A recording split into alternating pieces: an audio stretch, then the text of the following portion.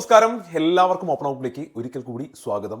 SSLC വിദ്യാർത്ഥികൾ IT പരീക്ഷയെക്കുറിച്ചിട്ടുള്ള ആലോചനകളും അതിൻ്റെ തയ്യാറെടുപ്പുകളൊക്കെ തുടങ്ങിയിട്ടുണ്ടാവും. കാരണം ഈ വരുന്ന ജനുവരി 12 മുതൽ തന്നെ ITയുടെ മോഡൽ പരീക്ഷ ആരംഭിക്കും. അത് കഴിഞ്ഞ് 1-2 ആഴ്ചയ്ക്കുള്ളിൽ തന്നെ ഈ ഫെബ്രുവരി ആദ്യ വാരത്തോടുകൂടി IT മെയിൻ എക്സാമും നടക്കും. അതുകൊണ്ട് തന്നെ നിങ്ങൾ ഈ IT എക്സാമിനെ കുറിച്ചൊക്കെ ചിന്തിച്ച് തുടങ്ങിയിട്ടുണ്ടാവും. വീഡിയോയിൽ കിടക്കുന്നതിന് മുന്നേ ആദ്യമേ ഞാനൊരു കാര്യം പറയട്ടെ. ITയുമായി ബന്ധപ്പെട്ടിട്ടും മറ്റ് സബ്ജക്റ്റുമായി ബന്ധപ്പെട്ടും നിരവധി യൂസ്ഫുള്ളായ വീഡിയോകൾ ഞങ്ങൾ ഈ ചാനലിലൂടെ നിങ്ങൾക്ക് നൽകിക്കൊണ്ടേയിരിക്കും. സോ തീർച്ചയായിട്ടും നിങ്ങൾ ഈ ചാനൽ സബ്സ്ക്രൈബ് ചെയ്യുക. പ്രത്യേകിച്ച് ആദ്യം വരുന്ന IT എക്സാമുമായി ബന്ധപ്പെട്ട് ഒരുപാട് യൂസ്ഫുള്ളായ വീഡിയോകളാണ് ഇനി വരുന്ന ദിവസങ്ങളിൽ വരാൻ പോകുന്നത്. സോ തീർച്ചയായിട്ടും ഈ ചാനൽ സബ്സ്ക്രൈബ് ചെയ്യുക, നിങ്ങൾക്ക് ഉപകാരമുണ്ടാവും. മറ്റൊരു പ്രധാനപ്പെട്ട കാര്യം കൂടി, ഈ റെക്കോർഡ് ബുക്ക് വർക്ക്ഷീറ്റ് കംപ്ലീറ്റ് ചെയ്യാൻ ആവശ്യമായി അതിന് ഹെൽപ്പ് ചെയ്യുന്ന കുറേ PDFകളുണ്ട്. അതിൻ്റെ ലിങ്ക് ഡിസ്ക്രിപ്ഷൻ ബോക്സിലും ഫസ്റ്റ് കമൻറ്റിൽ ഞാൻ കൊടുത്തിട്ടുണ്ട്. അപ്പോൾ ആ PDFകൾ കിട്ടിക്കഴിഞ്ഞാൽ നിങ്ങൾക്ക് ചെയ്യാൻ എളുപ്പവുമായിരിക്കും. അപ്പോൾ എങ്ങനെയാണ് ഇത് ചെയ്യണമെന്ന് ആദ്യം പറഞ്ഞു തരാം. ഈ വീഡിയോയിൽ ഞാൻ പറയാൻ പോകുന്നത് ഒരുപാട് കുട്ടികൾ ചോദിച്ചിട്ടുള്ള ഒരു കാര്യത്തെക്കുറിച്ചിട്ടാണ്. എങ്ങനെയാണ് ITയുടെ റെക്കോർഡ് ബുക്ക് എഴുതുന്നത് എന്ന്. വീഡിയോ കാണുന്ന എല്ലാവരും നിങ്ങളുടെ കൂട്ടുകാർക്കും കൂടി വീഡിയോ ഷെയർ ചെയ്ത് കൊടുക്കണം, കാരണം അവർക്കും ഇത് ഉപകാരപ്രദമായിരിക്കും. ഓക്കെ, സോ ഈ IT റെക്കോർഡ് ബുക്ക് എന്തിനാണ് നമ്മൾ എഴുതുന്നത് ആദ്യം മനസ്സിലാക്കുക. നിങ്ങളുടെ SSC മെയിൻ എക്സാമിൽ IT പരീക്ഷയിൽ ഈ റെക്കോർഡ് ബുക്ക് നിർബന്ധമാണ്. 2 മാർക്കാണ് ഈ റെക്കോർഡ് ബുക്കിനുള്ളത്. ഓക്കെ, ഈ റെക്കോർഡ് ബുക്ക് നിങ്ങൾ സബ്മിറ്റ് ചെയ്താൽ 2 മാർക്കാണ് കിട്ടുക. അപ്പോൾ നിങ്ങൾക്ക് തോന്നുന്നു ഈ 2 മാർക്കിന് വേണ്ടി ഇത്രയൊക്കെ ഞങ്ങൾ എഴുതണമെന്ന് അങ്ങനെ ചിന്തിക്കുന്നവരുണ്ടാവുമല്ലോ. പക്ഷേ നിങ്ങൾ മനസ്സിലാക്കേണ്ടത് ആ 2 മാർക്ക് എന്നുള്ളതല്ല. ഈ IT റെക്കോർഡ് ബുക്ക് എഴുതി പൂർത്തിയായി സൈൻ വാങ്ങിയാൽ മാത്രമേ നിങ്ങൾക്ക് IT എക്സാം ഹാളിൽ കയറി പരീക്ഷ എഴുതാൻ സാധിക്കൂ. നിങ്ങൾ കയറുമ്പോൾ തന്നെ നിങ്ങളോട് IT റെക്കോർഡ് ബുക്ക് ചോദിക്കും. അതില്ലെങ്കിൽ നിങ്ങൾക്ക് IT പരീക്ഷ എഴുതാൻ സാധിക്കില്ല. സോ ഈ ബുക്ക് നിർബന്ധമാണ്. ബുക്ക് എന്നല്ല, IT റെക്കോർഡ് നിർബന്ധമാണ്. ഏറ്റവും ആദ്യം ഞാൻ ക്ലാരിഫൈ ചെയ്യാൻ പോകുന്നത് എല്ലാ കുട്ടികൾക്കും ഉണ്ടാകുന്ന മറ്റൊരു സംശയമാണ്. ഈ റെക്കോർഡ് ബുക്ക് ഞാനിപ്പോൾ ഈ സ്ക്രീനിൽ കാണുന്നതാണ് ITയുടെ റെക്കോർഡ് ബുക്കിലെ ഒരു പേജ്. ഇങ്ങനത്തെ ഒരു 10ഓളം വർക്കുകൾ നമുക്ക് ചെയ്യാനുണ്ടാവും. അതിൽ ഒരു പേജാണ് ഞാൻ കാണിക്കുന്നത്. ഈ റെക്കോർഡ് ബുക്ക് എവിടെ നിന്നാണ് കിട്ടുക, ഞങ്ങൾക്ക് ഇത് കിട്ടിയിട്ടില്ലല്ലോ എന്ന് പറയുന്ന കുട്ടികളുണ്ടാവും. ഇത് മനസ്സിലാക്കി, ഇതൊരു പ്രൈവറ്റ് കമ്പനി പുറത്തിറക്കിയ റെക്കോർഡ് ബുക്കാണ്. ഇങ്ങനെ ഇതേപോലൊരു ബുക്ക് വേണം എന്നൊന്നും നിർബന്ധമില്ല. ഇതേ പാറ്റേണിൽ നിങ്ങൾ നോട്ട്ബുക്കിൽ വരച്ച് എഴുതിയാലും മതി. നിങ്ങൾ നോട്ട്ബുക്കിൽ വരച്ച് എഴുതിയാലും മതി, നോ പ്രോബ്ലം. ചിലപ്പോൾ നിങ്ങളുടെ സ്കൂളിൽ മറ്റേതെങ്കിലും കമ്പനി പ്രിൻ്റ് ചെയ്ത ബുക്കായിരിക്കും കിട്ടുക. എന്നാലും പ്രശ്നമില്ല. ഈ കാര്യം എഴുതണമെന്നേ ഉള്ളൂ. ഇനി ഒരു ബുക്കും കിട്ടിയിട്ടില്ലെങ്കിൽ നിങ്ങൾ സാധാരണ നോട്ട്ബുക്കിൽ നിങ്ങൾ ഇതേ പാറ്റേണിൽ എഴുതി കാണിച്ചാലും മതി. അതാദ്യം മനസ്സിലാക്കുക. അല്ലാതെ ഇങ്ങനെ തന്നെ ഇതേപോലെ തന്നെ ബുക്ക് നിങ്ങൾക്ക് കിട്ടണമെന്നില്ല. പക്ഷേ എല്ലാത്തിൻ്റെയും ഒരു സ്ട്രക്ചർ സെയിം ആയിരിക്കും. ഓക്കെ, സോ വളരെ പെട്ടെന്ന് കാര്യത്തിൽ കിടക്കുക. എങ്ങനെയാണ് IT റെക്കോർഡ് ബുക്ക് എഴുതുക എന്നുള്ളതാണ്. സോ IT റെക്കോർഡ് ബുക്ക് നിങ്ങൾ ഓപ്പൺ ചെയ്യുമ്പോൾ ആദ്യത്തെ പേജിൽ എല്ലാ പേജിലും നിങ്ങളെ റെക്കോർഡിൻ്റെ എല്ലാ പേജും ഇങ്ങനെ തന്നെ ഉണ്ടാവും കേട്ടോ. ഈ റെക്കോർഡിൽ ഏറ്റവും ആദ്യം നിങ്ങൾ എഴുതേണ്ടത് വർക്ക്ഷീറ്റ് നമ്പറാണ്. സോ ഒന്നാമത്തെ ചാപ്റ്ററുമായി ബന്ധപ്പെട്ട് അല്ലെങ്കിൽ ആദ്യത്തെ വർക്ക്ഷീറ്റ് ആണെങ്കിൽ നിങ്ങളിവിടെ നമ്പർ 1 എന്ന് നിങ്ങൾ ഇവിടെ എഴുതണം. ഇനി രണ്ടാമത്തെ വർക്ക്ഷീറ്റ് എഴുതുമ്പോൾ 2 എന്ന് എഴുതണം, 3 എഴുതണം, 3 എന്ന് എഴുതി. ഞാൻ പറയേണ്ട ആവശ്യമില്ലല്ലോ. അതേപോലെ തീയതി. ഈ തീയതി നിങ്ങൾ എഴുതുമ്പോൾ എനിക്ക് തോന്നുന്നത് ഒരുപാട് കുട്ടികൾ ഈ IT റെക്കോർഡ് ബുക്ക് എഴുതിയിട്ടൊന്നും ഉണ്ടാവില്ല. ഇത് ശരിക്കും ഈ ഒരു വർഷം ആരംഭിക്കുന്ന സമയം തൊട്ട് എഴുതേണ്ടതാണ്. ജൂൺ മുതൽ എഴുതേണ്ടതാണ്. അപ്പോൾ നിങ്ങൾ എഴുതുമ്പോൾ ശ്രദ്ധിക്കേണ്ട ഒരു കാര്യം, ചിലപ്പോൾ നിങ്ങൾ ഇപ്പോഴായിരിക്കും എഴുതുന്നില്ലേ, ഇപ്പോഴത്തെ ഡേറ്റ് അല്ല ഇവിടെ എഴുതേണ്ടത്. ഏകദേശം ഈ ചാപ്റ്റർ എടുത്തൊരു സമയം കണക്കാക്കിയുള്ള ഡേറ്റാണ് നിങ്ങൾ എഴുതുന്നത്. ശരിക്കും അന്ന് എഴുതേണ്ടതാണ്. അന്ന് എഴുതാത്തതുകൊണ്ടാണ് ഇപ്പോൾ എഴുതുന്നത്.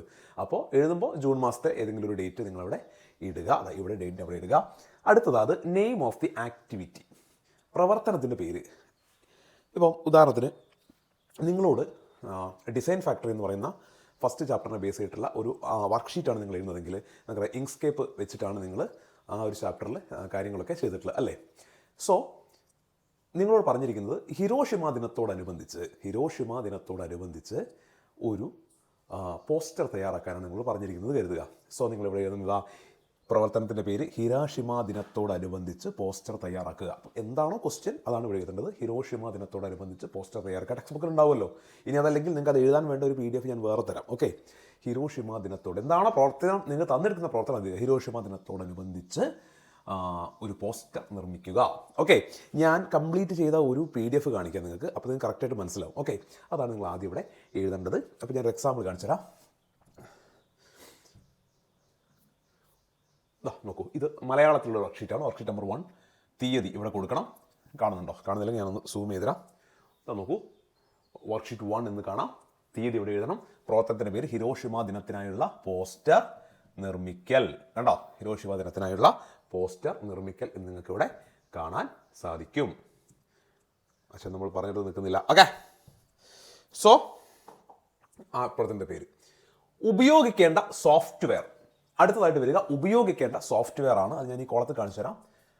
നോക്കൂ, ഇവിടെ കണ്ടോ, ഉപയോഗിക്കേണ്ട സോഫ്റ്റ്വെയർ എന്ന് പറഞ്ഞിട്ട് എഴുതേണ്ടി വരും. അതിവിടെയാണ് നമ്മുടെ വർക്ക്ഷീറ്റിൽ അത് കൊടുത്തിരിക്കുന്നത്, 4ാമതായിട്ടാണ്. അതിവിടെയാണ് എഴുതേണ്ടത്. അതിന് മുമ്പേ നമ്മുടെ വർക്ക്ഷീറ്റിൽ ആക്ടിവിറ്റി, പ്രവർത്തനം, പ്രതീക്ഷിക്കുന്ന ഉൽപ്പന്നം, നിങ്ങൾ എന്താണ് ഈ ഒരു സോഫ്റ്റ്വെയറിൽ ഇങ്ങനെ ഒരു കാര്യം ചെയ്യുന്നതിലൂടെ എന്ത് റിസൾട്ടാണ് നിങ്ങൾ പ്രതീക്ഷിക്കുന്നതാണ് ഇവിടെ എഴുതുന്നത്. ആക്ടിവിറ്റി അഥവാ പ്രൊഡക്റ്റ്, എന്ത് പ്രവർത്തനം അഥവാ പ്രതീക്ഷിക്കുന്ന ഉൽപ്പന്നം, എന്താ നിങ്ങൾ പ്രതീക്ഷിക്കുന്നതാണ്, അതിവിടെ കൊടുത്തിട്ടുണ്ട്. അത് നോക്കൂ. പ്രവർത്തനോദ്ദേശങ്ങൾ എന്ന് പറഞ്ഞുകൊണ്ട് കൊടുത്ത് കണ്ടോ, പ്രവർത്തനോദ്ദേശങ്ങൾ എന്ന് പറഞ്ഞ് കൊടുത്തിട്ടുണ്ടോ. ഹിരോഷിമ ദിനത്തിന് അനുയോജ്യമായ ഒരു പോസ്റ്റർ നിർമ്മിച്ച് രൂപകൽപ്പന ചെയ്യുക. ഇതിനായി ഗ്രാഫിക് ഡിസൈൻ, അക്ഷരങ്ങൾക്ക് മാറ്റം വരുത്തൽ, നിറങ്ങൾ തിരഞ്ഞെടുക്കൽ തുടങ്ങിയ ഇൻസ്ക്രൈബ് ടൂൾ ഉപയോഗിച്ച് പോസ്റ്റർ നിർമ്മിക്കുക. അപ്പോൾ എന്താണ് നമ്മൾ ഈ ഒരു ആക്ടിവിറ്റിയിലൂടെ ചെയ്യാൻ ഉദ്ദേശിക്കുന്നതാണ് അവിടെ എഴുതേണ്ടത്. ഇതൊക്കെ കേൾക്കും നിങ്ങൾ വിചാരിക്കും ഇതൊക്കെ ഞങ്ങൾക്ക് എങ്ങനെ മനസ്സിലാവുമെന്ന്. ഒന്നുമില്ല, ഇതിന് ഇഷ്ടം പോലെ PDF അവൈലബിൾ ആണ്. അത് നോക്കിയിട്ട് നിങ്ങൾ അതേപോലെ ഒന്ന് എഴുതുക. അല്ലെ ടെക്സ്റ്റ് ബുക്ക് നോക്കി ഒന്ന് എഴുതേണ്ട ആവശ്യം മാത്രമേ ഉള്ളൂ. ഞാൻ ഈ പറയുന്ന കാര്യങ്ങൾ മൊത്തം കേട്ട് കഴിഞ്ഞാൽ നിങ്ങൾക്ക് പെട്ടെന്ന് കാര്യം കത്തും. ഓക്കെ, സോ ഇനി ഉപയോഗിക്കേണ്ട സോഫ്റ്റ്വെയർ ആണ് എഴുതേണ്ടത്. നമ്മൾ ഏത് സോഫ്റ്റ്വെയർ ഉപയോഗിച്ചിട്ടാണ് ഇത് ചെയ്യുന്നത്. അപ്പോൾ നമ്മൾ ഫസ്റ്റ് ചാപ്റ്ററിൽ ഡിസൈൻ ഫാക്ടറിയിൽ ഉപയോഗിക്കുന്ന സോഫ്റ്റ്വെയർ, ഈ പോസ്റ്ററൊക്കെ നിർമ്മിക്കുന്ന സോഫ്റ്റ്വെയർ ഇങ്ക്സ്കേപ്പ് ഗ്രാഫിക് എഡിറ്റർ അല്ലേ. ഇങ്ക്സ്കേപ്പ് ഗ്രാഫിക് എഡിറ്റർ, അത് നിങ്ങൾ സോഫ്റ്റ്വെയറിൻ്റെ പേര് എഴുതുക. ഇങ്ക്സ്കേപ്പ് ഗ്രാഫിക് എഡിറ്റർ എന്ന സോഫ്റ്റ്വെയറിൻ്റെ പേര് നിങ്ങൾ എഴുതുക. അതവിടെ കൊടുത്ത് കാണാം. ഇങ്ക്സ്കേപ്പ് വെക്ടർ ഗ്രാഫിക് എഡിറ്റർ, അതാണ് കംപ്ലീറ്റ് നെയിം കേട്ടോ. ഇങ്ക്സ്കേപ്പ് വെക്ടർ ഗ്രാഫിക്സ് എഡിറ്റർ എന്നുള്ള പേര് നിങ്ങളവിടെ എഴുതുക. ഓക്കെ, നിങ്ങൾക്കവിടെ കാണാൻ അത് എഴുതി വെച്ചത് ഇങ്ക്സ്കേപ്പ്. ആവശ്യമായ സമയം, ഈ ആക്ടിവിറ്റി ചെയ്തു തീർക്കാൻ ആവശ്യമായ സമയമാണ് എഴുതേണ്ടത്. അവിടെ ആവശ്യമായ സമയം അത് എഴുതേണ്ടത് കാണിച്ചു തരാം. ഓക്കെ, നോക്കൂ, ഇതാ ഇവിടെ വന്നിട്ടുണ്ടാവും ആവശ്യമായ സമയം എന്നിവിടെ കൊടുത്തിട്ടുണ്ട്. അപ്പോൾ 45 മിനിറ്റ് ആണെങ്കിൽ 45 മിനിറ്റ്, ഇനി 30 മിനിറ്റ് ആണെങ്കിൽ 30 മിനിറ്റ്, എത്ര സമയമാണോ ആവശ്യം ആ സമയം നിങ്ങൾ എഴുതുക. അതിന് മുന്നേ ഇവിടെ പ്രിപ്പറേഷൻ, മെറ്റീരിയൽസ്, മുന്നൊരുക്കം, സാമഗ്രികൾ എന്ന് കാണാം. ഇവിടെ നമ്മളൊരു ഇങ്ക്സ്കേപ്പ് പോലെയുള്ള കാര്യങ്ങളൊന്നും ചെയ്യുമ്പോൾ, പോസ്റ്റർ ഡിസൈൻ ഒന്നും ചെയ്യുമ്പോൾ ഇവിടെ ഒന്നും പ്രത്യേകിച്ച് നമ്മൾ എഴുതേണ്ട ആവശ്യമൊന്നും ഇല്ല. കാരണം പ്രത്യേക സാമഗ്രികളൊന്നുമില്ല. പക്ഷേ ഇതാണ് നമുക്ക് റോബോട്ടിക്സ് ഉണ്ട് അല്ലേ. റോബോട്ടിക്സിൽ നമുക്ക് ഈ LED ബൾബ് കത്തിക്കാനും മോട്ടോർ വർക്ക് ചെയ്യിക്കാനൊക്കെ ഉള്ള വർക്കുകളില്ലേ, അങ്ങനെയുള്ള വർക്കുകൾ വരുമ്പോൾ ചില ഇലക്ട്രിക്കൽ ഉപകരണങ്ങൾ നമ്മളതിൽ ഉപയോഗിക്കുന്നുണ്ടല്ലോ അല്ലേ. ഓർഡിനോ ബോക്സ് നിങ്ങൾ ഉപയോഗിക്കുന്നുണ്ട്. അങ്ങനെയുള്ള കുറേ കാര്യങ്ങൾ, ചില LED ബൾബുകൾ, മോട്ടറുകൾ, അതിന് കുറേ കേബിളുകളൊക്കെ നിങ്ങൾ ഉപയോഗിക്കുന്നില്ലേ, അങ്ങനെയുള്ള കാര്യങ്ങൾ. അപ്പോൾ ആ ചാപ്റ്ററുമായി ബന്ധപ്പെട്ട് വരികയാണെങ്കിൽ ഇവിടെ നിങ്ങൾക്ക് ആ സാധനങ്ങളുടെ പേരൊക്കെ എഴുതാം. അല്ലാതെ പക്ഷേ ജസ്റ്റ് ഒരു ഇങ്ക്സ്കേപ്പോ അല്ലെങ്കിൽ നിങ്ങൾ മറ്റ് സോഫ്റ്റ്വെയർ ഉണ്ടല്ലോ, ഈ വർഷം നിങ്ങൾ പഠിക്കുന്ന ഒരുപാട് ഓപ്പൺ നോട്ട്സ് പോലെയുള്ള സോഫ്റ്റ്വെയറുകളൊക്കെ പഠിപ്പിക്കുമ്പോൾ ഇവിടെ അങ്ങനെ പ്രത്യേകിച്ചൊന്നും നിങ്ങൾക്ക് എഴുതേണ്ട ആവശ്യം വരില്ല. പക്ഷേ റോബോട്ടിക്സിലൊക്കെ ചെയ്യുമ്പോൾ ആ ഉപകരണങ്ങളുടെ പേര് കൂടി നിങ്ങൾ എഴുതേണ്ടി വരും. അതിനുവേണ്ടി ഒരുക്കങ്ങൾ, എന്തൊക്കെ മുന്നൊരുക്കങ്ങൾ നിങ്ങൾ നടത്തി. റോബോട്ടിക്സ് നിങ്ങൾ ആദ്യം റെഡ് ബോക്സ്, അതേപോലെ ഓർഡിനോ ബോക്സ് കണക്ട് ചെയ്യുന്നതും, പിന്നെ അത് കമ്പ്യൂട്ടറുമായി കണക്ട് ചെയ്യുന്നതും, അതിലെ LEDകൾ ഫിക്സ് ചെയ്യുന്നതും ഒക്കെ ചെയ്യുന്നില്ലേ. അങ്ങനെയുള്ള മുന്നൊരുക്കങ്ങൾ എന്തൊക്കെയാണെന്നൊക്കെ നിങ്ങളിവിടെ ചിലപ്പോൾ എഴുതേണ്ടി വരും.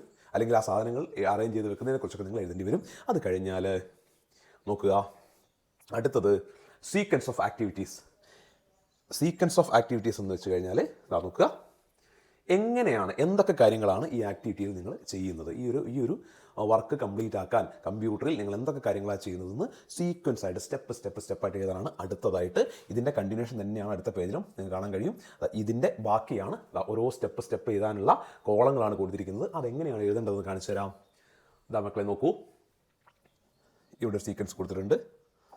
ഇപ്പം മലയാളം മീഡിയം ആണെങ്കിൽ ഇംഗ്ലീഷ് മീഡിയത്തിന് കാണിച്ചു കേട്ടോ. മലയാളം മീഡിയമെങ്കിൽ 1 ഇങ്ക്സ്കേപ്പ് തുറക്കുക, ആദ്യത്തെ കോളത്തിൽ ഇങ്ക്സ്കേപ്പ് തുറക്കുക. അപ്പോൾ എങ്ങനെ ഇങ്ക്സ്കേപ്പ് തുറക്കുക, വിൻഡോസ് കീ അമർത്തുക, സെർച്ച് വീഡിയോ ഇങ്ക്സ്കേപ്പ് സെർച്ച് ചെയ്യുക. അപ്പോൾ ഈ ഇങ്ക്സ്കേപ്പ് തുറക്കാൻ വേണ്ടി കമ്പ്യൂട്ടർ നിങ്ങൾ ചെയ്യുന്ന കാര്യമില്ലേ, വിൻഡോസ് കീ അമർത്തിയ ശേഷം സെർച്ച് വീഡിയോയിൽ ഇങ്ക്സ്കേപ്പ് സെർച്ച് ചെയ്തിട്ട് അത് ഓപ്പൺ ചെയ്യുന്നു. എന്നിട്ട് ഫയലിൽ ഡോക്യുമെൻറ്റ് പ്രോപ്പർട്ടീസ് എടുക്കണം എന്ന് പറഞ്ഞാൽ നമ്മൾ ചെയ്യുന്ന കാര്യങ്ങൾ സ്റ്റെപ്പായിട്ട് എഴുതണം. അങ്ങനെ ഓരോ സ്റ്റെപ്പായിട്ട് പശ്ചാത്തലം വരയ്ക്കുക, അതെങ്ങനെയാണ് ചെയ്യേണ്ടത്. പോസ്റ്ററിൽ ടെക്സ്റ്റ് ചേർക്കുക, പോസ്റ്ററിൽ ഓരോ പേര് എഴുതി ചേർക്കുന്നില്ലേ, അതെങ്ങനെയാണ് ചെയ്യേണ്ടത്, ഡീറ്റെയിൽ ആയിട്ട് കൊടുക്കുക, ഒരു പ്രാവിൻ്റെ ചിത്രം ഉൾപ്പെടുത്തുക. അങ്ങനെയുള്ള ഓരോ സ്റ്റെപ്പും നമ്മൾ ചെയ്യുന്നത് കംപ്ലീറ്റ് ആയിട്ട് അതിൽ ഉൾപ്പെടുത്തിയിട്ട് വേണം ചെയ്യാൻ എന്നുള്ളത് മനസ്സിലാക്കുക. ഇംഗ്ലീഷ് മീഡിയംകാർക്കാണ് ഇംഗ്ലീഷ് കൊടുത്തിട്ടുണ്ട്. Opening escape, press window key, drawing background, adding text to the poster. ഇങ്ങനെ ഈ രീതി നിങ്ങൾ ചെയ്യേണ്ട കാര്യങ്ങളെക്കുറിച്ചിട്ടൊക്കെ സ്റ്റെപ്പായിട്ട് ഓരോ ആക്ടിവിറ്റിയും ചെയ്യുക. ഇതൊന്ന് കേൾക്കുമ്പോൾ ഞങ്ങൾക്ക് ഇതൊന്നും അറിയില്ല സാർ, ഇതെങ്ങനെയാണ് ചെയ്യുക, ഞങ്ങൾക്ക് ഇതെന്താ ചെയ്യേണ്ടതെന്ന് അറിയില്ല എന്നെങ്കിൽ നിങ്ങളൊന്നും പേടിക്കണ്ട. ഞാൻ ഈ വീഡിയോയുടെ കമൻറ്റ് ബോക്സിലും എന്താ പറയുക, ഇതേ വീഡിയോയുടെ ഡിസ്ക്രിപ്ഷൻ ബോക്സിലും ഇത്തരം ആക്ടിവിറ്റികൾക്ക് ലഭിക്കുന്ന ലിങ്കുകൾ കൊടുത്തിട്ടുണ്ട്. അപ്പോൾ അവിടെ നിങ്ങൾ ഓപ്പൺ ചെയ്ത് കഴിഞ്ഞാൽ നിങ്ങൾക്ക് ആ PDF-ൽ ഇതിൻ്റെ സ്റ്റെപ്പൊക്കെ കൊടുത്തിട്ടുണ്ടാവും. നിങ്ങൾക്കതെല്ലാം കാണാൻ കഴിയും. ഓക്കെ, സോ ഇത്രയും കാര്യങ്ങളാണ്. എന്നിട്ട് അവസാനം സേവ് ചെയ്യേണ്ടത് എങ്ങനെ എന്നുൾപ്പെടെയുള്ള കാര്യങ്ങൾ നിങ്ങൾ എഴുതേണ്ടതുണ്ട്. ഇതാ ഇവിടെ കാണാം നിങ്ങൾക്ക് എക്സ്പോർട്ട് ചെയ്തു സേവ് ചെയ്യുന്ന ഉൾപ്പെടെയുള്ള എല്ലാ കാര്യങ്ങളും നിങ്ങൾ സ്റ്റെപ്പായിട്ട് എഴുതണം. ഇങ്ങനെയാണ് ഇത് ചെയ്യേണ്ടത്.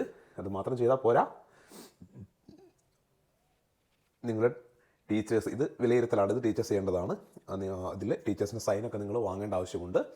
ഇത് അവസാനം നിങ്ങൾ കാണാം, ടീച്ചർ സൈനൊക്കെ നിങ്ങൾ വാങ്ങേണ്ട ആവശ്യമുണ്ട്. ടീച്ചേഴ്സ് എന്തായാലും ചെക്ക് ചെയ്യും കേട്ടോ, നിങ്ങൾ എഴുതത് ചെക്ക് ചെയ്യും. ഇത്രയും കാര്യങ്ങളാണ് നിങ്ങൾ ഇതിൽ ചെയ്യേണ്ടതുള്ളത്. നിങ്ങളിതിൽ കൺഫ്യൂഷൻ ആവാൻ ഒന്നുമില്ല.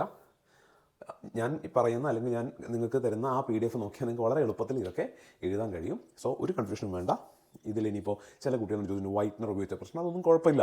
തെറ്റിപ്പോയാൽ നിങ്ങൾക്ക് വൈറ്റ്നർ ഉപയോഗിച്ചോളൂ, നോ പ്രോബ്ലം കേട്ടോ. ഇതൊക്കെ നമ്മുടെ ടീച്ചേഴ്സും അവർ നോക്കുന്നവർക്ക് മനസ്സിലാവുമല്ലോ.